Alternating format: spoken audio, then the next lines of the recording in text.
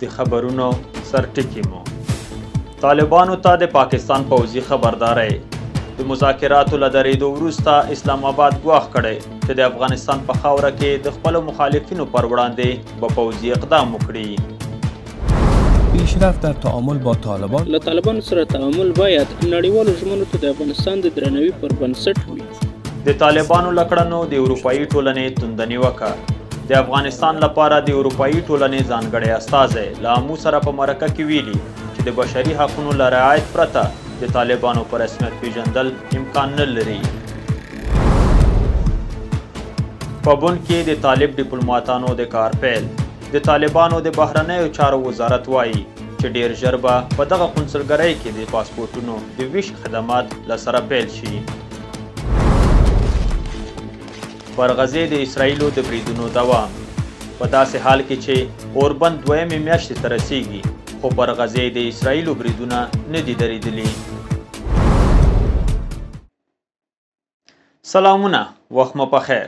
نن دوشنبه 19 د لړم چې برابریږي 10 د نومبر. اوس هم بشپړ خبرونه.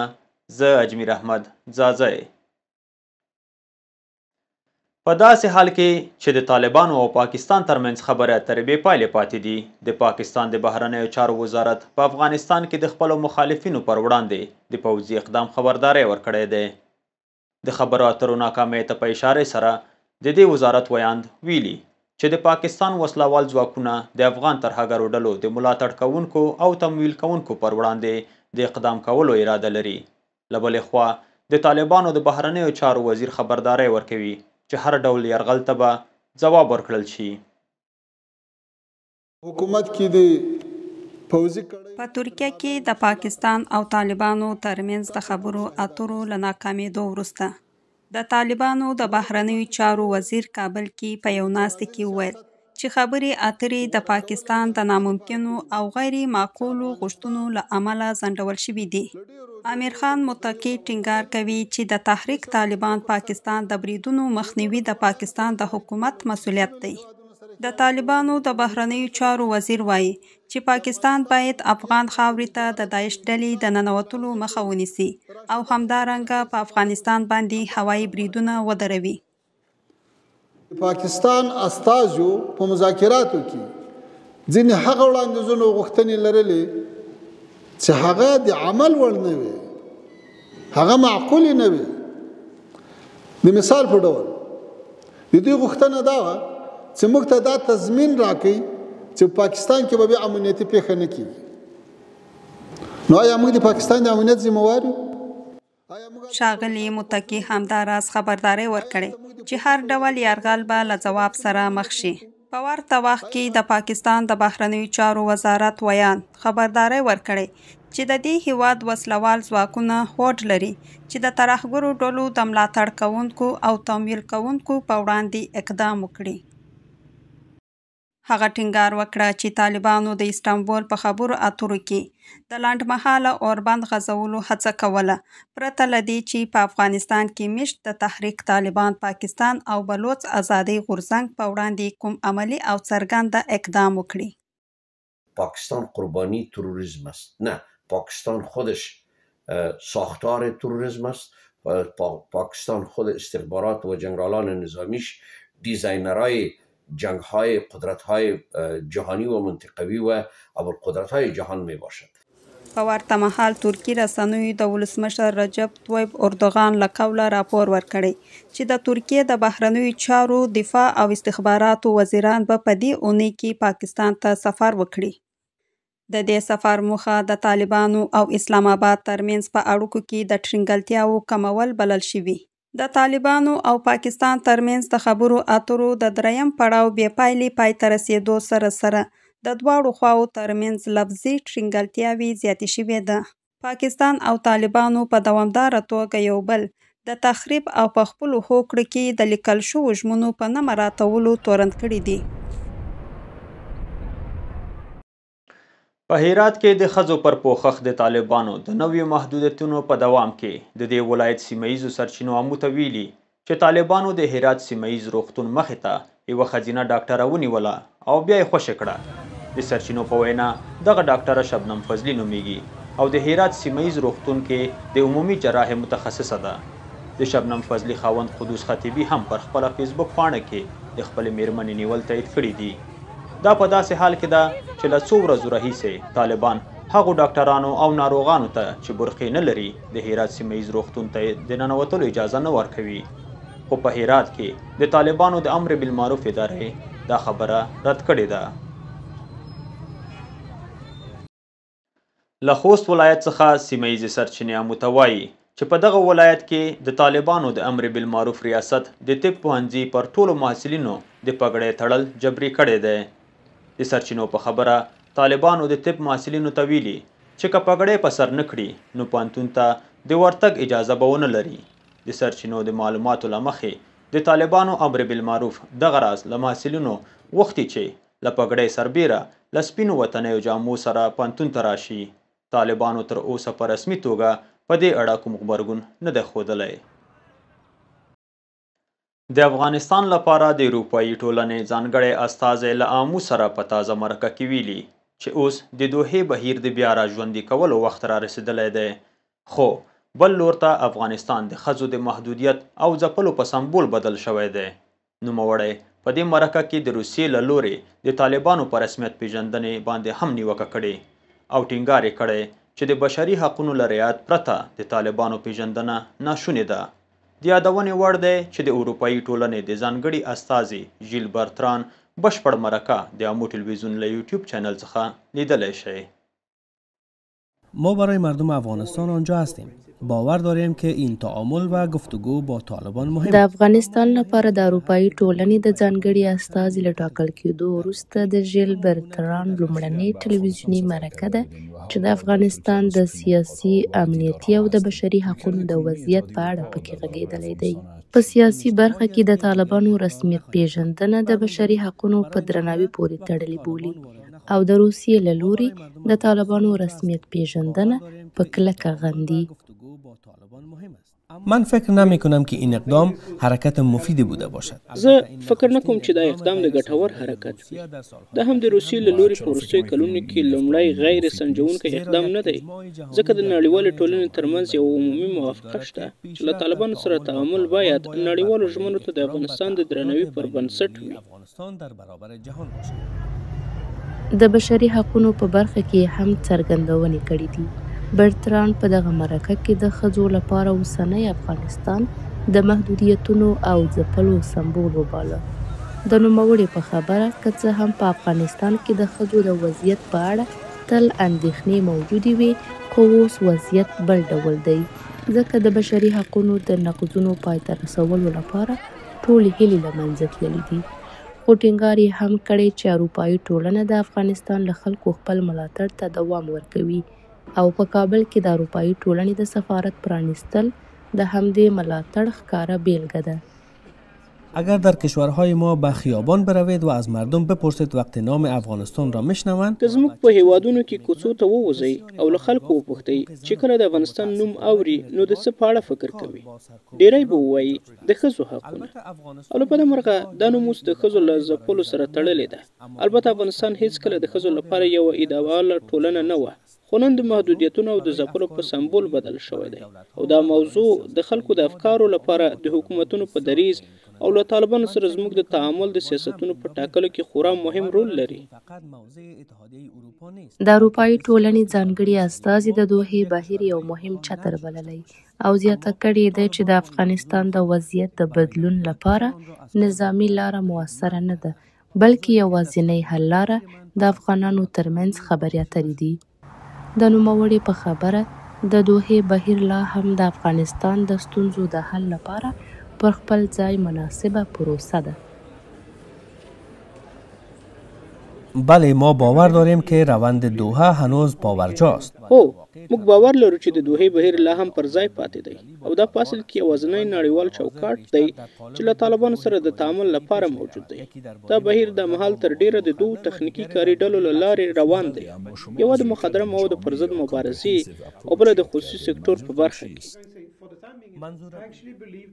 نوموړي په پای کې ټینګار وکړ چې که څه هم د بشري حقونو او په نورو برخو کې د طالبانو له لوري ټولې نښې منفي دي، او خلک د پرمختګ له نشتوالي مایوسه دي، خو بیا هم د خبرو اترو دوام اړین دی. د جرمني په بون ښار کې د افغانستان قونسلګرۍ سر له نن د طالبانو د ډیپلوماټانو تر ادارې لاندې خپل فعالیتونه بیا پیل کړي دي. د طالبانو د بهرنیو چارو وزارت اعلان کړی چې د پاسپورټونو د ویش خدمتونه به هم ډیر ژر په دې قونسلګرۍ کې پیل شي. په همدې حال کې یو شمیر هیوادوال او د بشري حقونو فعالان وایي له طالبانو سره رسمي همکاري په دې ډلې لپاره لاره هواره کړي چې پر افغان وګړو په ځانګړي توګه په ښځو او نجونو خپل محدودیتونه عادي کړي. د اروپایي ټولنې په زړه کې د طالبانو قونسلي خدمتونه. دا د جرمني په بون ښار کې د افغانستان قونسلګري ده. طالبانو اعلان کړی چې د دوشنبه په ورځ به د جرمني په بون ښار کې د افغانستان قونسلګرۍ کې قونسلي خدمتونه پیل شي. د طالبانو د بهرنیو چارو وزارت د ویان مرستیال اعلان کړی چې په نږدې راتلونکي کې به په دې قونسلګرۍ کې د نویو پاسپورټونو د ویش خدمتونه هم پیل شي. د المان هیواد په بون ښار کې د افغانستان جنرال قونسلګري خپل فعالیت له سره پیلوي چې هلته هیوادوال او نور مراجعین کولی سي له راتلونکي دوشنبې څخه د قونسلي خدماتو د ترلاسه کولو په موخه قونسلګرۍ ته د یوې پاڼې له لارې انلاین نوبت اخیستلو وروسته مراجعه وکړي. د یادونې وړ ده چې دغه قونسلګرۍ کې به په نږدې راتلونکي کې د پاسپورت د چاپ او توزیع چارې هم پیل سي. د روان هجري لمریز کال په چنګښ میاشت کې طالبانو سید مصطفی هاشمي او نبراس الحق عزیز په جرمني کې د افتخاري ډیپلوماټانو په توګه معرفي کړل چې د جرمني لخوا ومنل شول. د بشري حقوقو ځینې فعالان او د هیواد وګړي د جرمنی د اقدام له طالبانو سره تعامل بولي.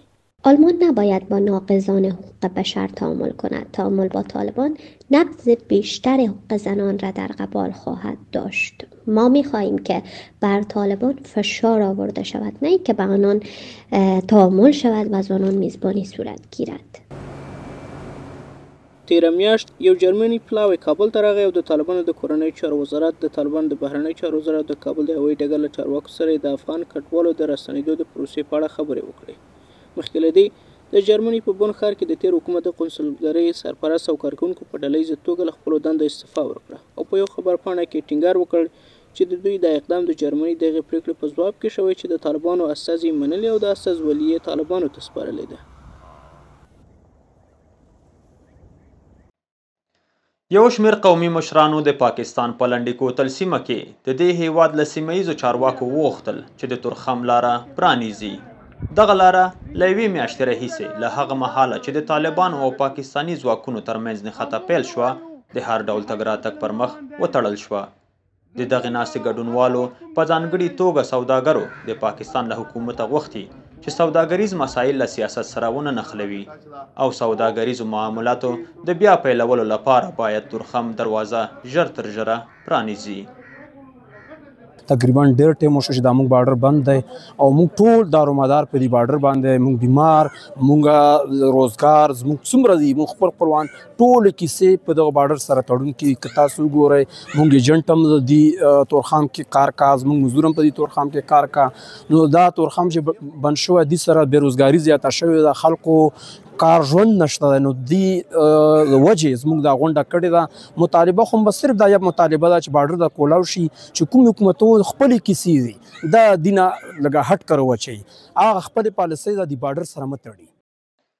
اروپایي ټولنه په افغانستان کې د زده کړې په اړه په خپله ژمنه ټینګار کوي او وایي د زده کړه کوونکو او ښوونکو ملاتړ د سولې نوښت او د افغان خلکو لپاره د ځان بسیا راتلونکي لپاره پانګونه ده. په ورته وخت کې ځینې نجونې او ښځې وایي چې د دوی په زده کړې اوسني محدودیتونه نه یوازې د دوی شخصي راتلونکی ګواښي بلکې په هیواد کې د سولې او پرمختګ هیله هم ګواښي. د سولې او پرمختګ لپاره د پوهې نړیواله ورځ هر کال د نومبر په 10 لمانځل کیږي. د دې ورځې په مناسبت اروپایي ټولنې اعلان کړی چې په افغانستان کې د زده کړې لپاره د اروپایي ټولنې ژمنه د دوامداره سولې او هر اړخیز پرمختګ په ډاډمنولو کې بنسټیز رول لوبوي.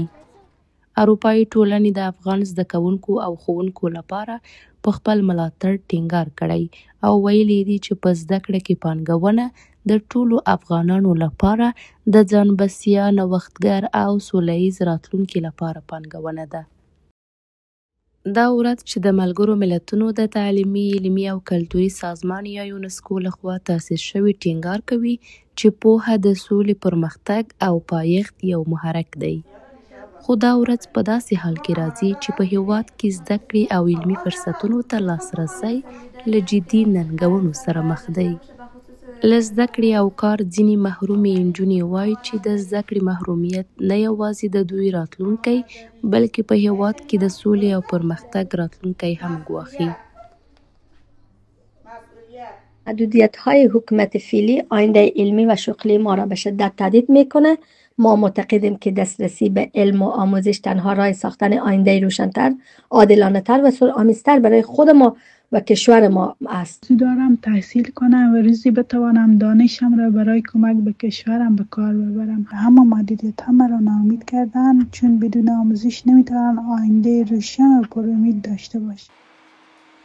ملګرو ملتونو مخکې خبرداری ورکړی و چې په افغانستان کې د ښځو او نجونو د زده کړې بندیز کولی شي هېواد ته تر 2016 کال پورې د 9.6 میلیارډ ډالر اقتصادي زیان ورسوي چې د افغانستان د اوسني ناخالص کورني تولید 2/3 برخې سره مساوي ده. طالبانو واک ته له راستنېدو وروسته له 6 ټولګې پورته نجونې ښوونځي ته له تګ منع کړي او وروسته د نجونو او ښځو زده کړه نوره هم محدوده شوه او په پوهنتونونو کې هم د دوی پر ګډون بشپړ بندیز ولګول شو.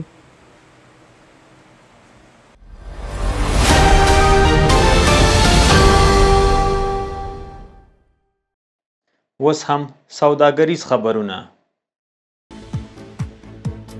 پاکستانی رسنۍ د رسمي سرچینو له قوله وایي چې له افغانستان سره د سوداګرۍ بندېدل هر روزه سوداګرو ته میلیونونه ډالره زیان اړوي.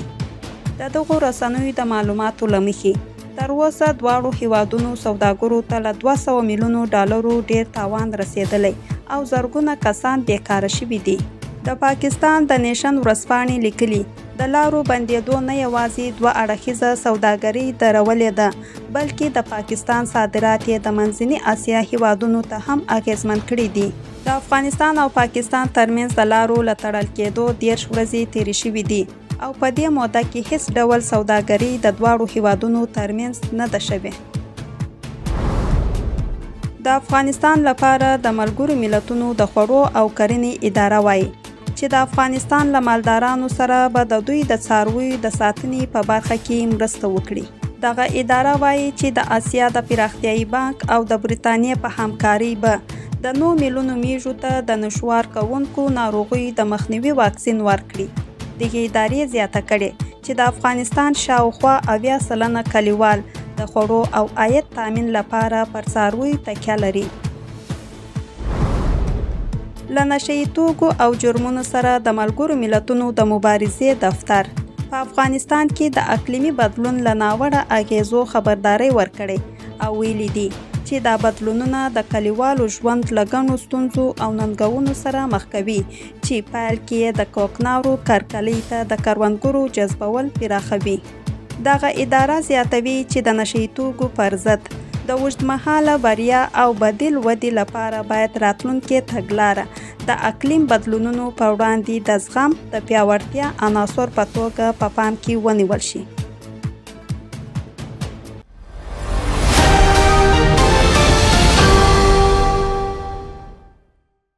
د افغانستان په بازارونو کې د اسعارو بیه: یو امریکایي ډالر 6.8 افغانۍ، یو یورو 6 افغانۍ، زر ایرانی ریال 1.4 افغانۍ، زر هندي روپۍ 280 افغانۍ، یو اماراتي درهم 19.95 افغانۍ، زر پاکستاني روپۍ 225 افغانۍ.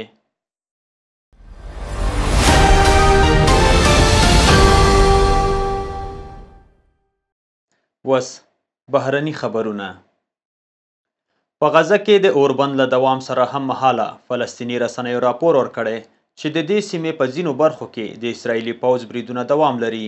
په همدې حال کې د غزې په ځینو برخو کې د بریدونو بندېدو سره هم مهاله په سیمه کې د ماشومانو لپاره د واکسین کمپاین هم پیل شوی دی. په داسې حال کې چې د اسرائیلو او حماس ترمنځ اوربند دوهمې میاشتې ته ننوتی، د اسرائیلو پوځ د غزې په بېلابېلو برخو کې خپلو بریدونو ته دوام ورکړی دی. وفا خبري اژانس راپور ورکړی چې اسرائیلي ځواکونه د غزې ښار په ختیځ کې د زیتون په ګاونډ کې د کورونو ویجاړولو ته دوام ورکوي او د اسرائیلو زغروال موټرونه هم د ښار په ختیځ کې ډزې کوي. په ورته وخت کې څارونکي او ډرون الوتکې هم د غزې د لویدیځ په اسمان کې الوتنې کوي.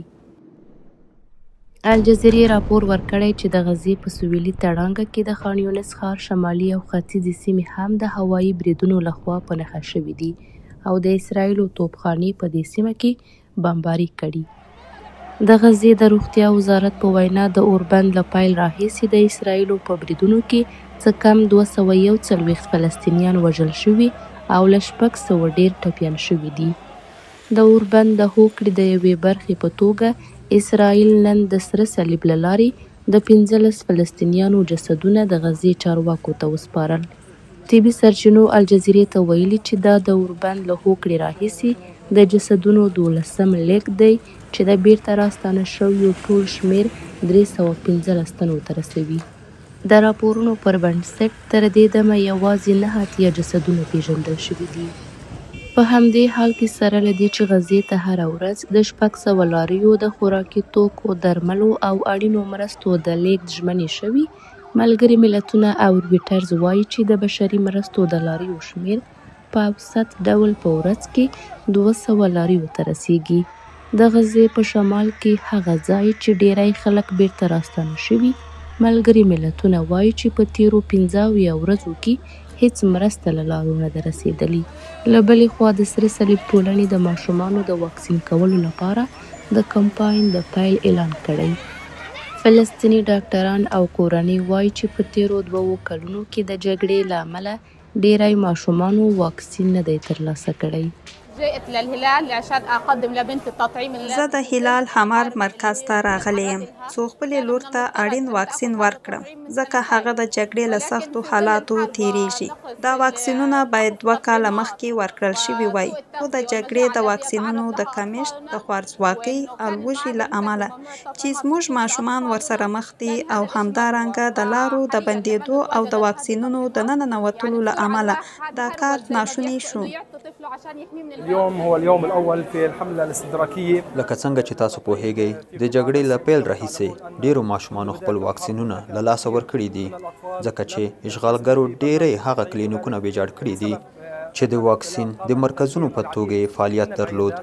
سربیره پر دې د اجباري تخلیه امر ډیرې کورنۍ اړې کړي چې له خپلو کورونو وتښتي او هغو سیمو ته ولاړ شي چې هیڅ روغتیایي مرکزونه پکې نشته چې له امله یې روغتیایي خدمتونو ته لاسرسی خورا ستونزمن شوی دی.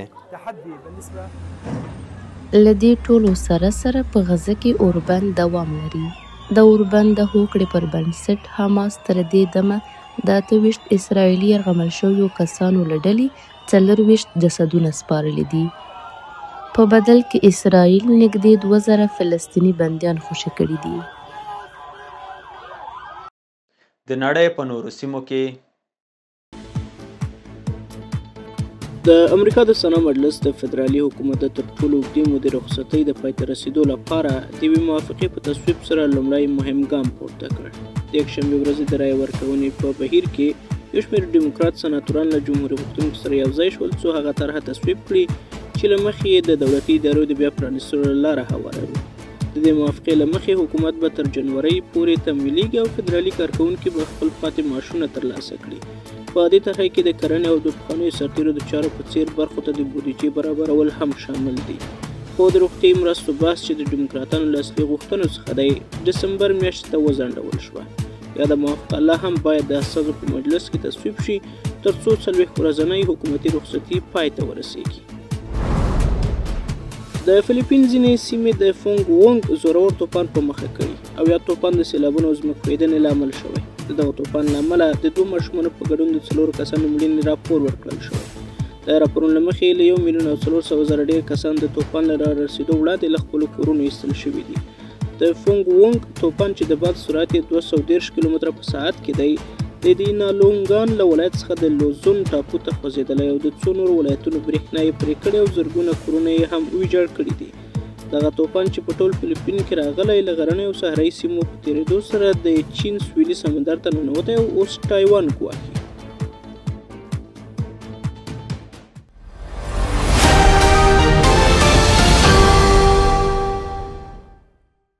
وس د لوبو نړۍ کې د آسیا او اوقیانوسي د ویلچیر باسکټبال اتلولۍ سیالۍ کې افغانستان خپل هندي سیال ته ماتې ورکړه. د افغانستان ملي لوبغاړو د 93 پر 26 پایلې سره هند په ګونډو کړ. دا په داسې حال کې ده چې افغانستان په خپله لومړۍ لوبه کې د نیوزیلینډ لوبډله هم ماته کړې وه. د آسیا او اوقیانوسي د اتلولۍ سیالۍ د تایلنډ په کوربتوب روانې دي. په تخار ولایت کې د 12 لوبډلو ترمنځ فوټبال سیالۍ ترسره شوې. دغو لوبډلو د 45 ورځو لپاره په دشت قلعه ولسوالۍ کې د یو او بل پر وړاندې سیالۍ وکړه.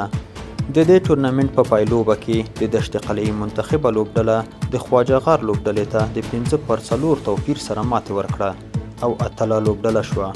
بل لور ته په خواجه بهاودین ولسوالۍ کې هم د 12 لوبډلو ترمنځ د فوټسال 3 ورځنۍ سیالۍ ترسره شوې. د دغو سیالیو په پایلوبه کې د ارسلان ځوانانو لوبډلې خپل سیال سرحد نوین لوبډله ماته او اتلوله یې وګټله. دا ول د نن شپې خبرونه. اوس تاسو ته بلنه درکوو څو د زموږ نورو خپرونو لیدونکي پاتې شئ. د کره او تازه خبرونو لپاره زموږ ویب سایټ amو.tv ته لاړ شئ او د امو په نوم زموږ ټولنیزې شبکې در سره وڅارئ. ښه وخت ولرئ. شپه مو په خیر.